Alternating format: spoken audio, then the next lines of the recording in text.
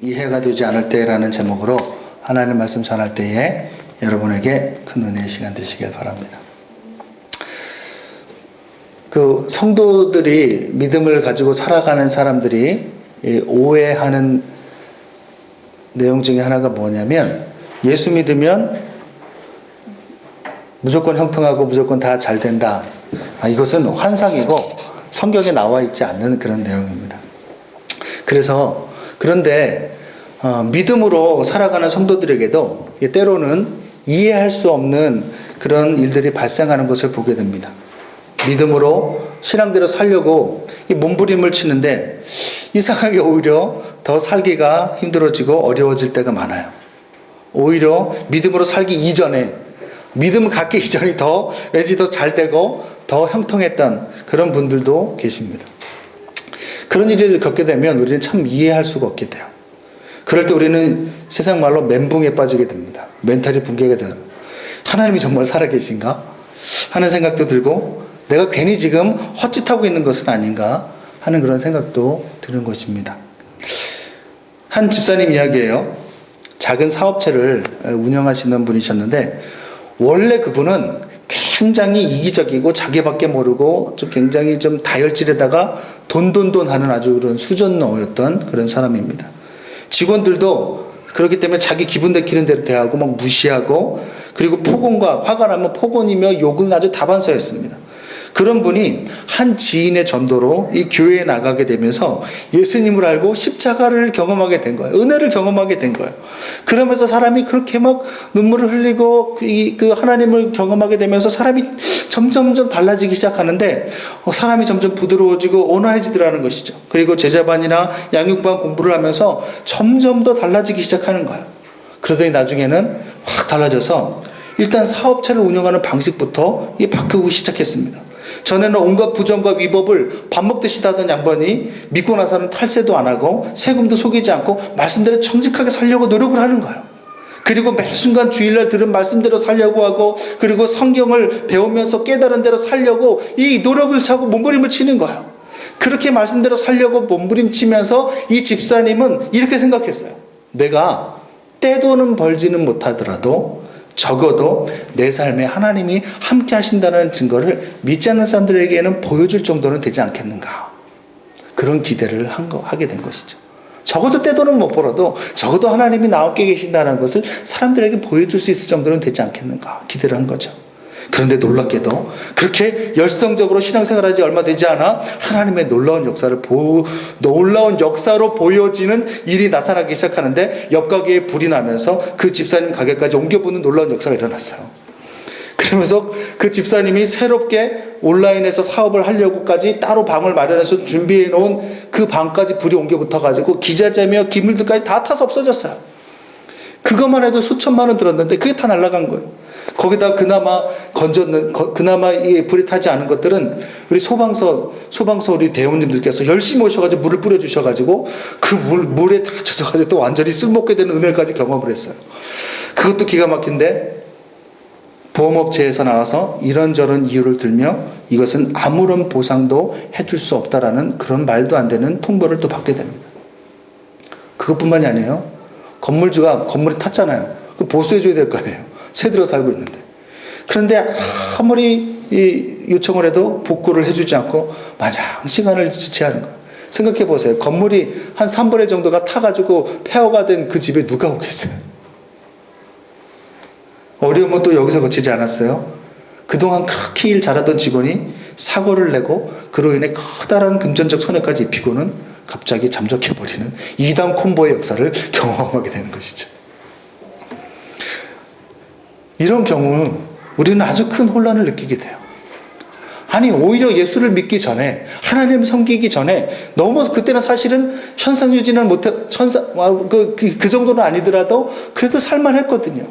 그래도 웬만큼 살아갈만 했는데, 오히려 예수 믿고 나서 더 열심히 신앙생활 하는데, 하나님 더 의지하는데, 어떻게 이런 말도 안 되는 삼겹, 사겹의 이런 일들이 겹쳐서 자기에게 다가오느냐는 거예요. 우리는 당연히 그럴 때 혼란을 느끼게 되는 거죠. 그렇게 열심히 주를 위해 살고 순종하고 노력했음에도 이렇게 하나님이 함께 하시지 않는 것 같이 보이는 경우를 만나게 되면 우리는 정말 하나님에 대해서 다시 생각해 보게 되는 거예요. 여러분은 어때요? 예수님 믿고 나서 살림살이 좀 나아지셨습니까? 뭐가 달라지셨습니까? 우리는 오늘 본문에 모세를 통해서도 이런 비슷한 것을 보게 됩니다. 여러분, 모세가 얼마나 가기 싫어했어요. 그런데 하나님의 끈질긴 설득으로 모세는 드디어 애굽으로 돌아갈 것을 결심하게 됩니다. 하나님께서 그렇게 되기까지 얼마나 많이 설득하셨는지 몰라요. 3번이나 이적을 보여주시면서 모세 내가 너와 함께 하겠다고 약속을 거듭하셨고, 나중에는 모세가 저는 말을 잘 못해요, 제가 입이 어눌해요, 이렇게 얘기하니까 말 잘하는 형 아론까지 붙여주시며 용기에 용기를 주셨어요. 야, 너 말 못하면 네 형 아론 내가 붙여줄게. 형 아론 얼마나 말 잘하냐, 네 대신 가서 말을 전해줄 거야. 그러니까 가. 이렇게 해가지고 결국은 이 결정을 한 거죠. 이런 하나님의 열심으로 결국 모세는 자신의 부족함과 연약함보다는 전능하신 하나님을 믿고 의지하고 하나님께서 원하시는 대로 애굽으로 가기로 결정을 내려요. 그런데 오늘 본문을 보니까 20절 한번 보여주세요. 본문 20절을 보니까 모세가 혼자만 간 것이 아니에요. 혼자만 간 것이 아니고 아내와 아들들까지 나귀에 태우고 함께 갔다고 기록하고 있어요. 이것으로 보아 모세는 정말 하나님의 말씀에 아주 강력한 확신과 신뢰를 가졌던 것 같아요. 왜냐하면 그렇지 않고서는 그 위험천만한 길 가면은 정말 바로 잡혀서 죽을 수도 있는 거예요. 그런데 그 위험천만한 길로 이 가족들까지 데리고 가지는 않았을 거예요. 그 정도로 모세는 마음속에 확신을 가지고 아마 신뢰를 했던 것 같습니다. 게다가 성경은 모세가 하나님의 지팡이를 손에 잡았다고 기록하고 있어요. 하나님의 함께 하심과 능력의 상징인 지팡이를 손에 꼭 붙들고 가고 있었다는 것은 모세가 그 정도로 하나님만 의지하여 이 순종의 길에 정말 어렵게 올랐다라는 증거입니다. 그렇게 어금니 꽉 깨물고 결연하게 순종의 길에 오른 모세에게 하나님은 애굽으로 돌아가자마자 모세가 행할 일을 알려주십니다. 무엇이냐면 애굽 왕 바로 앞에서 하나님께서 모세에게 행해 주셨던 이적들을 다시 한번 하라는 거예요. 뭐라고 나와요? 여호와께서 모세에게 이르시되 내가 애굽으로 돌아가거든 내가 내 손에 준 이적을 바로 앞에서 다 해라. 다시 한번 그걸 보여주라는 거예요. 사실 모세는 어쩌면 이 말을 기다렸을 수도 있어요. 가장 자신 있고 참 어쩌면 기대하는 일일 수 있습니다. 모세는 자기의 눈으로 똑똑히 봤어요. 뭘요? 자기 손에 있던 지팡이가 하나님께서 말씀하시니까 뱀으로 변하고, 또 뱀으로 변했던 그 지팡이 꼬리를 뱀으로 변한 그 뱀의 꼬리를 잡으니까 다시 이 지팡이로 변하는 이적, 이것을 경험했고, 또 자기 손에 문둥병이 하나님께서 말씀하시니까 문둥병이 생겼다가 품에 넣었다가 다시 빼니까 다시금 이 문둥병이 고쳐지는 이런 기적. 더군다나 모세가 가져온 이 나일강물을 떠왔는데 하나님께서 말씀하시니까 순식간에 이 나일강의 물이 피로 변하는 이적을 자신의 눈으로 분명히 보고 체험했어요. 모세가 이것을 보면서 너무나도 놀랐어요. 너무나도 놀랐고 너무나도 감탄했어요. 하나님의 능력에 대해서. 사실 모세가 애굽으로 가기로 결정하는 데 있어서 이 3가지 이적이 가장 돌아가게 만든 가장 큰 이유 중에 하나입니다.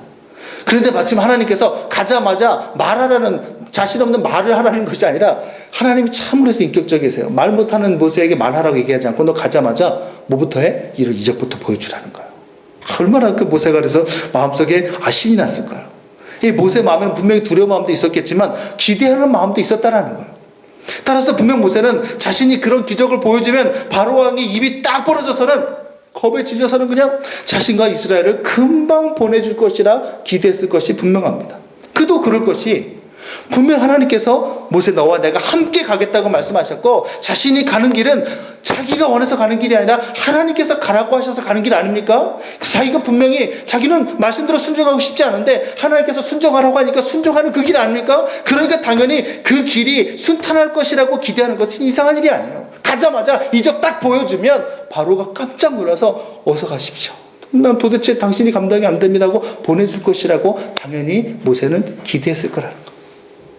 그런데 우리는 그 다음에 등장하는 하나님의 말씀에서 정말 이해할 수 없는 말씀을 보게 돼요. 우리 21절 다시 한번 다 같이 한번 읽어보겠습니다. 시작. 여호와께서 모세에게 이르시되 내가 애굽으로 돌아가거든 내가 네 손에 준 이적을 바로 앞에서 다 행하라. 그러나 내가 그의 마음을 완악하게 한즉 그가 백성을 보내주지 아니하리라. 보십시오. 21절 앞쪽에 하신 말씀, 내가 내 손에 준 이적을 바로 앞에서 다 행해라. 여기까지는 좋아요. 야, 여기까지는 뭔가 계획대로 돼가는 것 같아요. 그러면 우리 예상은 뭐예요? 말씀대로 순종했으니 그 다음에는 나오는 접속사가 그리하면이 나와야 된다고 생각해요. 우리는 그리하면 무슨 말이에요? 우리가 말씀대로 순종했다. 그리하였더니 그리하면 이런 일이 일어나. 그러니까 뭐예요? 그리하면 바로가 두려워 너와 이스라엘 백성을 보내줄 것이다. 그리하면 만사형통이 될 것이다. 우리가 이렇게 하나님의 말씀대로 순종하면 그 다음에는 그리하면이 우린 나와야 된다고 생각하는 거예요. 우리도 그렇지 않습니까? 말씀대로 다 행하고 순종했어요. 그리하면 내가 잘되고 형통할 것이다. 네가 말씀대로 다 행하고 믿음대로 살아라. 그리하면 내가 사람들 사이에서 더 존귀하게 될 것이다. 네가 말씀대로 믿음대로 신앙대로 살아라. 그리하면 내가 지금 막혔던 모든 문제들을 다 풀릴 것이다. 우리도 이렇게 하나님 말씀대로 살면 그 다음에는 그리하면이 나오길 원하지 않습니까? 모세의 기대도 똑같은 거예요. 그 광야에서의 그 위기가 없는 그냥 어떻게 보면 그렇게 편안한 삶을 뒤로 한 채 말씀대로 순종해서 목숨을 무릅쓰고 가족들까지 데리고 순종했으면 그리하면 좋은 일이 일어나야죠. 그런데 그 다음에 등장하는 접속사는 그리하면이 아니라 그러나예요. 그러나 내가 그의 마음을 완악하게 한즉 그가 백성을 보내주지 아니할 것이다. 이게 이해가 안 되는 거예요. 참 이해할 수 없는 접속사예요. 아니 믿음대로 살았어요. 말씀대로 순종했어요. 근데 왜 그러나가 나오느냐는 거예요. 예수님을 사랑하여 하나님 앞에 정직하게 행하였어요. 그러나 왜 가게에 불이 나는 거예요?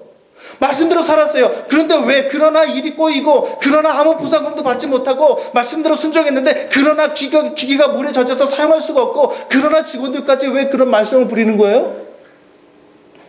이해할 수 없는 거예요.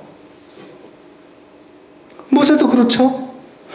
모세가 하나님께서 모세에게 명령한 게 뭐예요? 이스라엘 사람들 데리고 나오라는 거예요. 그래서 말씀대로 순종해서 갔어요. 덜덜덜 떨리고 무섭지만은 두렵지만은 정말 사선으로라도 억지로 그 길에 가서 그 자리에 섰어요. 그래서 말씀대로 순종했어요. 하나님의 이적을 행했어요. 그러면 좋은 일이 있어야죠. 근데 왜 안 보내줘요?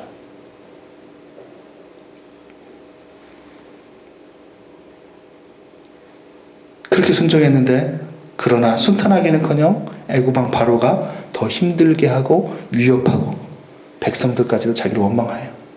이 정말 이해할 수 없는 처사죠.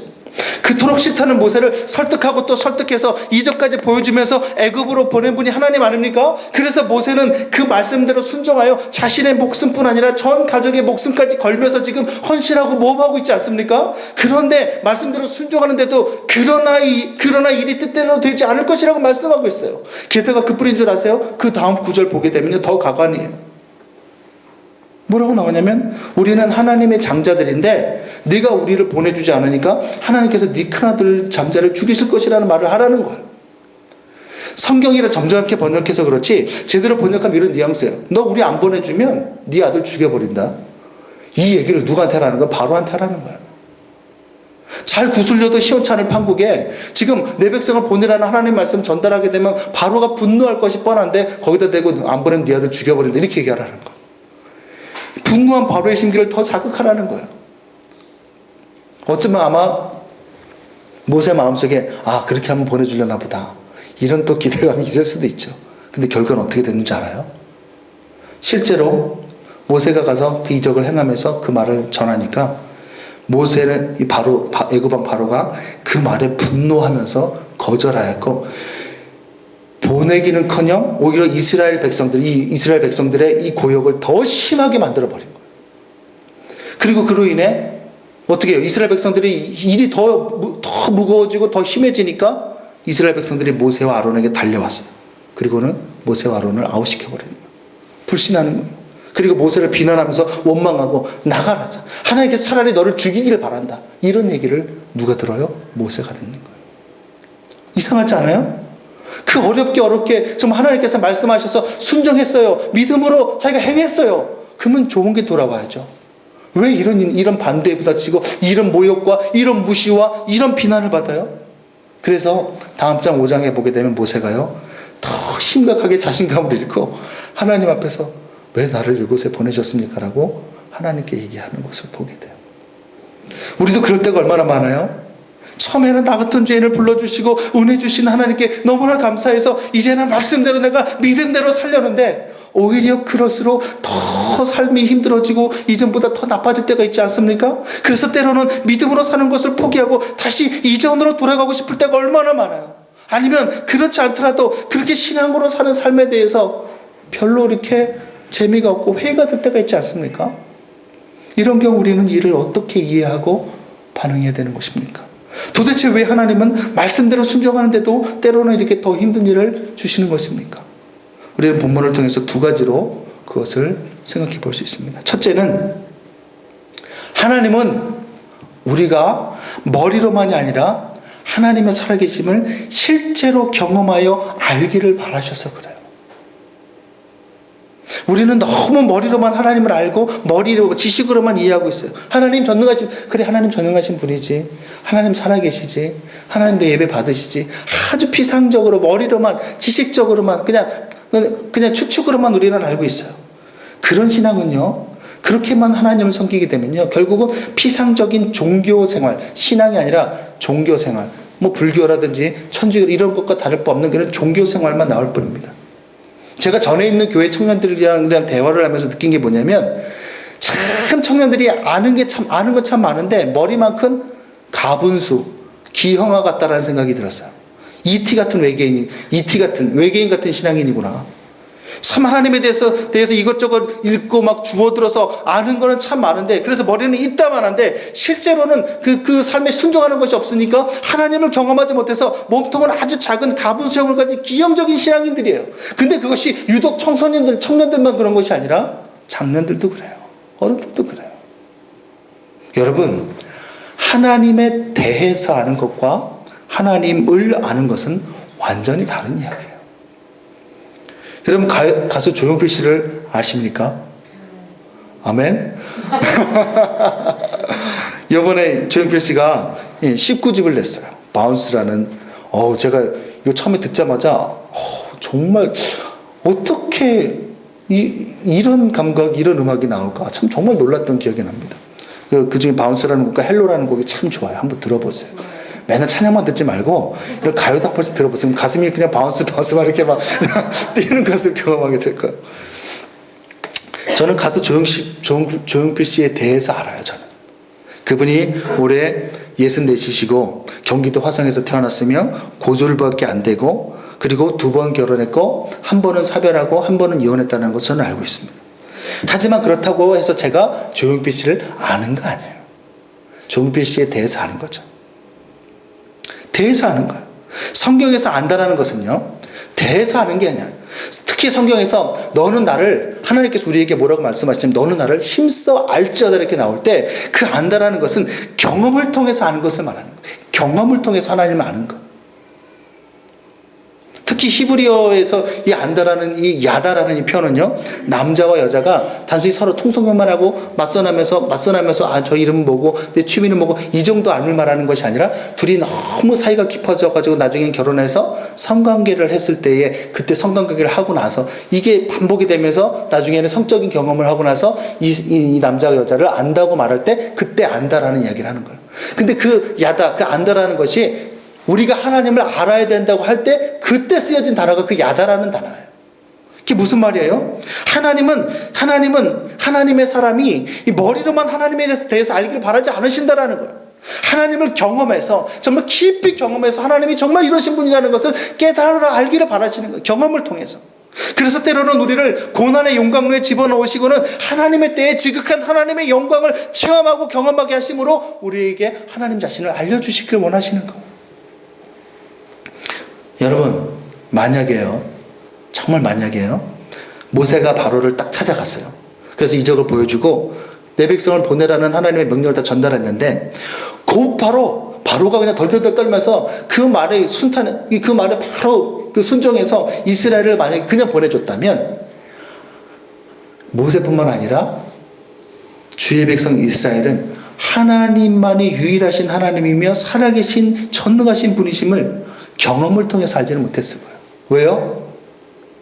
그 다음에 어떤 일이 일어나요? 보내주지 않으니까 어떤 일이 일어나요? 10가지 재앙이 일어나요. 전무후무한, 이전에도 보지 못했고 그 이후에도 보지 못했던 하나님께서 일으키신 엄청난 10가지 재앙을 이스라엘이 보게 되는 거예요. 그러니까 그 전에 알던 대로 만약에 그 10가지 재앙을 경험하지 않았다면, 경험하지 않고 그냥 아주 순탄하게 이스라엘이 바로 나왔다면, 이스라엘은 그 전에 알던 대로 머리로만 하나님을 알게 되는 거예요. 하나님을 경험하지 못하는 거예요. 그냥 하나님이 여러 신들 중에 하나로 이해했을 것입니다. 그런데 바로가 완강하게 거절하게 되고 이스라엘에게 고난이 있게 됨으로 인해서 모세와 이스라엘은 그때부터 하나님께서 내리시는 10가지 재앙을 가장 가까운 곳에서 생생하게 경험을 하게 돼요. 그런데 여러분, 여기서 중요한 것이 무엇이냐면 그 10가지 재앙, 하나님께서 애굽에 내리신 10가지 재앙의 성격이 무엇이냐는 거예요. 단순히 그냥 아무 의미 없이 하나님께서 하루는 이를 보내가지고 사람을 가렵게 하고 몸을 가렵게 하고, 또 하루는 뭐 개구리를 보내고, 하루는 파리를 보내고, 하루는 독정을 보내고, 이게 아무 이유 없이 이렇게 된 것이 아니라 하나님께서 하나하나 이유가 있어서 10가지 재앙을 보냈다라는 거예요. 사실 10가지 재앙은요, 모두가 애굽이 섬기던 우상 신들에 대한 하나님의 공격이요, 심판이요, 선언이었어요. 말 그대로 행동하러요. 애굽이 섬기던 신들, 그동안 이스라엘 사람들도 그 신들이 있다고 생각하고 믿었거든요. 그런데 하나님께서 그 신들을 하나하나 다 공격해버리시는 거예요. 그래서 제일 먼저 강을 피로 변하게 한 재앙은요, 애굽인들이 섬기던 나일강의 신인 하피라는 여신에 대한 공격이에요. 심판이에요. 애굽 사람들은요, 나일강의 여신이 물을 범람하게 해서 땅을 비옥하게 만들고 물고기를 몰아다 준다고 생각을 했어요. 나일강의 여신이. 그런데 하루아침 하나님께서 그 물을 치시니까 나일강이 피로 변해버리는 거예요. 그 전까지는 그 여신이 자신들에게 풍요를 갖다 준다고 생각했는데, 전혀 듣도 보도 못한 여호와라는 신이 나타나서 그 강을 쳐버리니까 나일강의 여신 하피가 아무런 세상 시체말로 쪽도 못 쓰고 대항도 못하고 그 하나님의 권능 앞에 굴복하더라는 거예요. 그것을 이스라엘 백성이 두 눈을 보고 보는 거예요. 뭐야? 애굽 나일강의 여신 하피보다 우리가 섬기는 이 하나님이 더 강력한 신이네? 이걸 생생하게 경험하게 되는 거예요? 그 현장에서 보게 되는 거예요. 누가요? 이스라엘 백성들이. 그것뿐만이 아닙니다. 그 다음에 나오는 개구리 재앙은요, 애굽인이 섬기던 개구리 모양의 헤케트라는 신에 대한 심판이에요. 개구리지요. 그 개구리를 부리는 게 결국은 헤케트라는 신이 아니라 하나님이래요. 당시 그 헤케트라는 신은 아주 풍요와 어떤 생명의 어떤 장수의 어떤 상징이었거든요. 그뿐만 아니라 이 재앙은요, 역시 애굽 신들 중에 땅의 신인 세트에 대한 심판이고, 파리 재앙은 파리 모양의 신이 있었는데 그 파리 모양의 신이 뭐냐면 우아티트라는 신이에요. 이 신에 대한 심판이에요. 그러니까 10가지 재앙 하나하나가 다 애굽이 섬기던 신들을 아웃시키고 하나님만이 참 살아계신 하나님이심을 생생히 보여주는 그런 사건이었던 거예요. 비록 이 일로 인해서 이스라엘 백성에게는 잠깐의 고난이 가중되었지만, 다른 면으로 본다면 이로 인해 이스라엘 백성은 하나님만이 온 우주를 주관하시는 참 하나님임을 생생하게 경험하여 깨닫게 된 것입니다. 그리고 이렇게 하나님을 경험하여 알게 되므로 이스라엘은 애굽을 떠날 수 있는 용기와 믿음이 생긴 거예요. 성경은 이것을 출애굽기 8장 10절 22절 9장 14절 16절에 계속해서 말씀하십니다. 뭐라고 나오냐면, 하나님께서 그 재앙을 통해서 애굽 땅뿐만 아니라 온 세상을 주관하는 분임을 모세와 이스라엘이 알게 하기를 원해서 이렇게 하신다라고 말씀하시는 거예요. 뭡니까? 이렇게 하나님은 주의 백성이 하나님이 누구신지 머리로만이 아니라 실제로 경험해서 알므로 하나님을 사랑하게 되고 하나님만 의지하게 되기를 바라시는 거예요. 그래서 때로는 말씀대로 순종함에도 불구하고 일이 막히고 꼬이고 지연되는 것 같은 고난의 상황을 겪게 하시는 겁니다. 그렇기 때문에 우리는 그러한 순간에 더 마음 가운데 하나님에 대한 신뢰와 믿음을 잊어서는 안 돼요. 특히 하나님께서 그때 우리에게 가져가시는 것들을 가만히 보게 되면요, 하나님 말고 우리가 가장 의지하는 것들을 하나님께서 건드리시는 것을 보게 돼요. 그 당시에는 그게 이해가 되지 않지만, 하지만 그럼에도 불구하고 믿음으로 끝까지 신앙의 길을 경주하게 되면 반드시 하나님께서 그것이 바뀌어서 우리에게 하나님을 경험하는 은혜가 되게 하실 것이에요.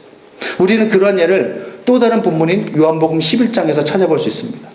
마르다와 마리아 그리고 나사로, 이 3남매의 이야기거든요. 한번 저를 잠깐 보세요. 마르다와 마리아 그리고 나사로, 이 3남매는 예수님께서 특별히 사랑하는 3남매였습니다. 그런데 어느 날 나사로가 죽을 병이 걸렸어요. 당연히 마르다와 마리아 남매는 바로 예수님 그때 다른 지방을 다니시면서 이 병든 사람들을 고치시고 말씀을 전하고 있었거든요.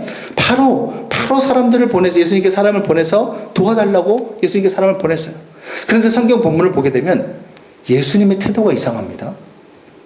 마르다와 마리아가 보낸 이 종들이 와가지고 예수님 지금 나사로가 지금 주님께서 사랑하는 그 나사로가 지금 죽어가고 있어요. 예수님 도와주세요라는 이 말을 들었을 때 정말 예수님이 우리를 사랑한다면 나사로를 사랑한다면 어떻게 해야 되겠어요? 바로 가야죠.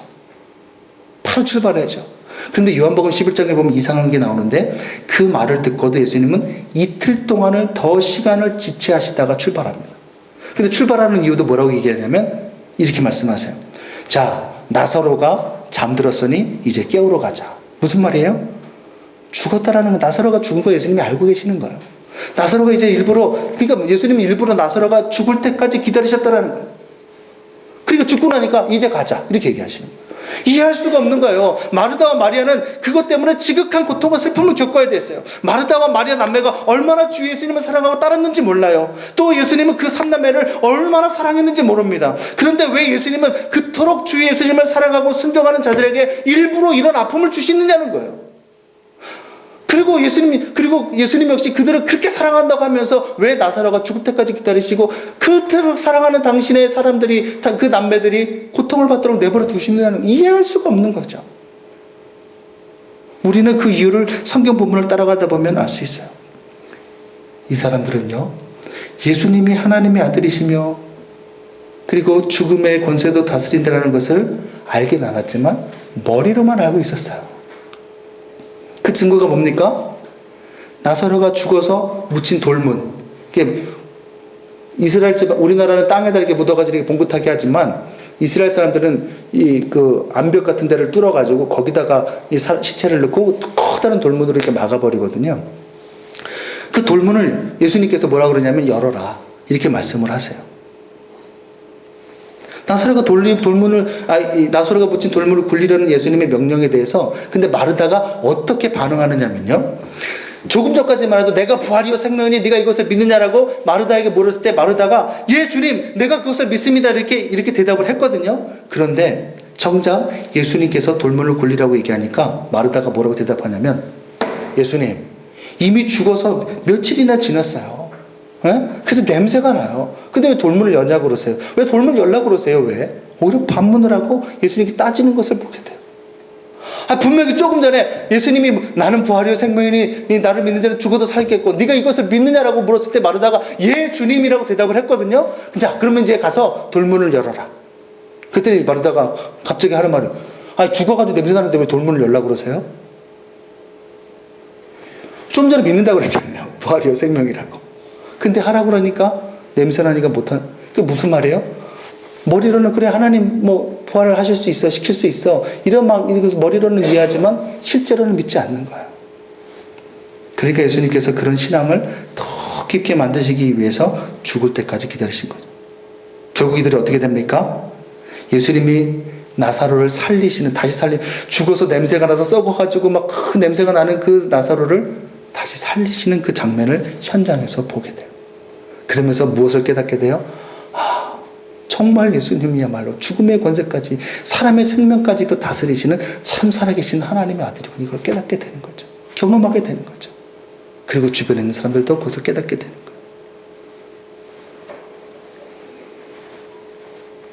거예요. 물론 이후로 이들이 더더욱 예수님을 사랑하게 되고 의지하게 된 것은 두말할 필요도 없습니다.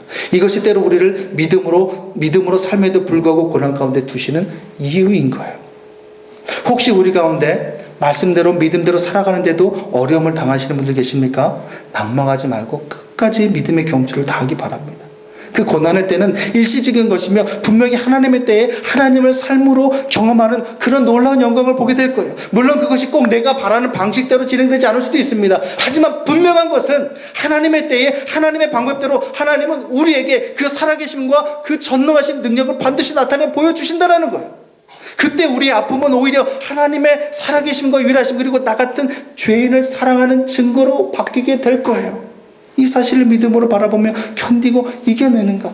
그것이 우리에게 고난을 주신 이유예요. 두 번째는 시간이 많이 흘러서 나중에 제 마음이 내키면 그때 한번 말씀을 전해드리도록 하겠습니다. 말씀을 좀 정리하겠습니다.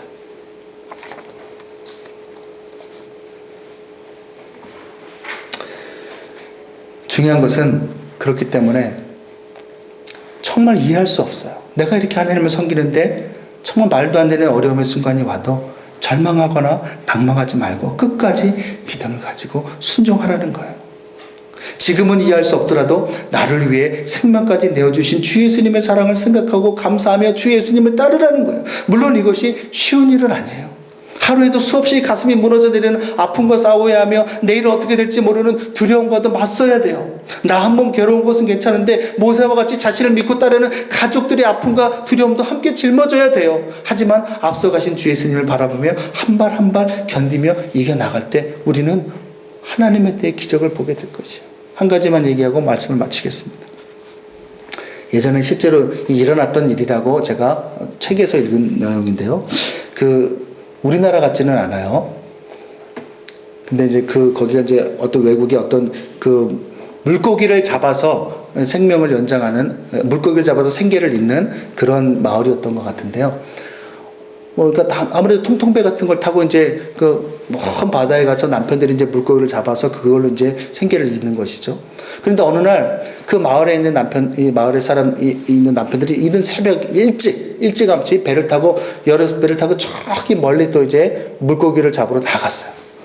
그런데 나간 지 1시간도 채 되지 않았는데 하늘이 새카매지더니 바람이 불기 시작하는데 풍랑이 막 일기 시작하는데 너무 심각하지, 해일같이 보일 정도 10m, 30m의 엄청난 파도와 풍랑이 일기 시작하는 거예요. 그러면 남아있는 아낙네들이 뭐가 걱정이 되겠어요? 물고기 잡으러 간 남편들이 걱정이 될 거 아니에요. 너무 걱정이 되니까 어떻게 하느냐면 이 사람들이 언덕 위에 이제 교회가 있었는데 그 교회에 모여가지고 기도를 하자. 우리 하나님께 매달리자.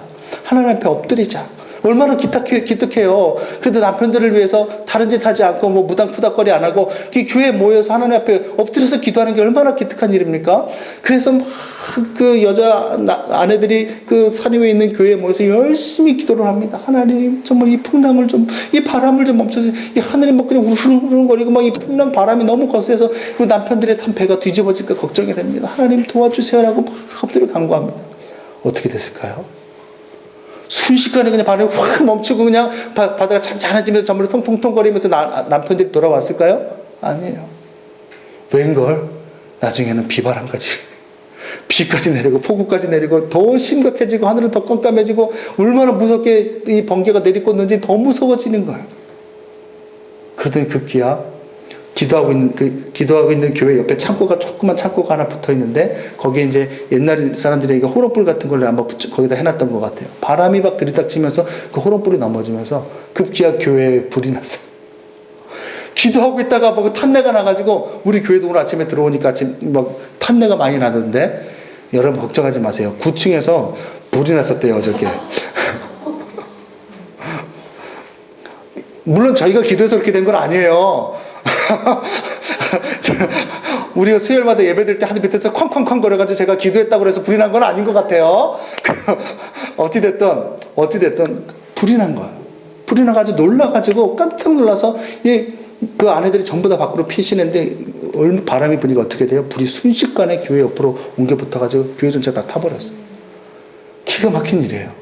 아니, 바람은 멈추지도 않고 더 심해지고, 그리고 급기야 교회에 불까지 났어요. 엎친 데 겹친 격이죠.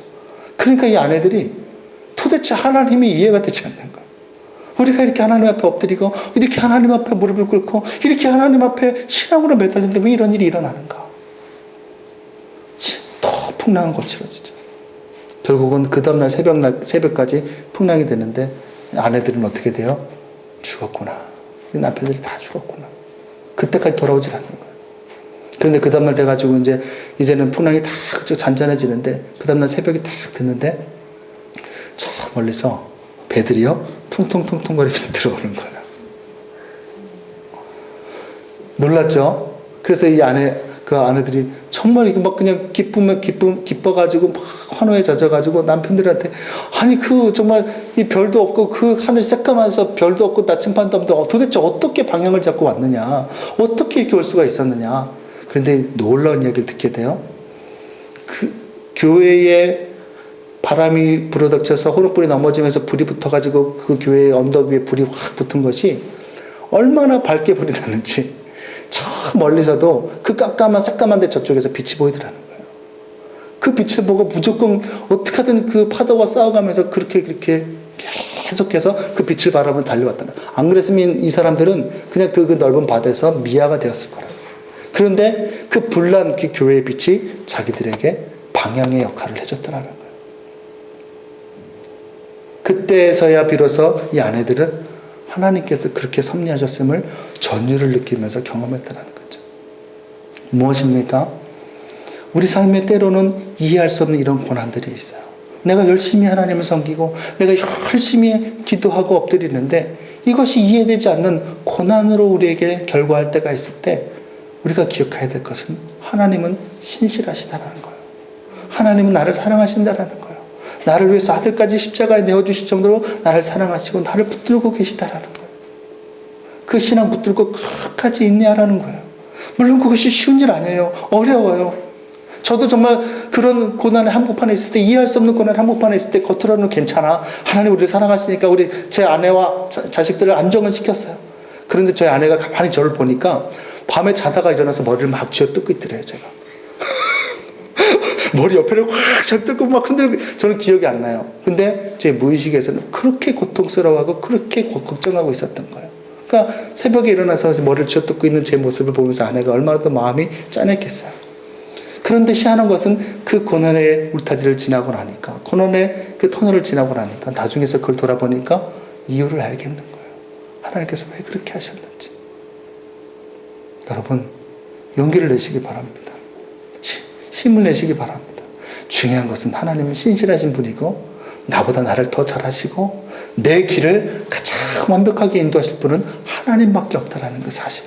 그걸 믿고 오늘도 이유가 왜 이렇게 하시는지 이유는 나는 잘 모르겠지만 내가 분명히 아는 것은 하나님은 살아계시고 나와 함께 계시다는 큰 믿음 가지고 오늘도 하루하루 최선을 다하시면 분명히 하나님의 때에 하나님의 영광을 보게 되고 지금의 고난을 깨닫게 될 날이 반드시 오게 될 것입니다. 우리 이 시간 찬양하길 원하는데요. 오늘 찬양하는 이 가사 중간에 보면요, 이런 내용이 나와요. 모든 것 아시는 주님께 감출 것 없네. 이해할 수 없는 내 삶의 상처와 아픔, 누구에게도 말하지 못하고 감추려고만 했던 것들이 있을 수 있어요. 근데 그것을 하나님 앞에서조차 감추려고 하는 사람들이 있습니다.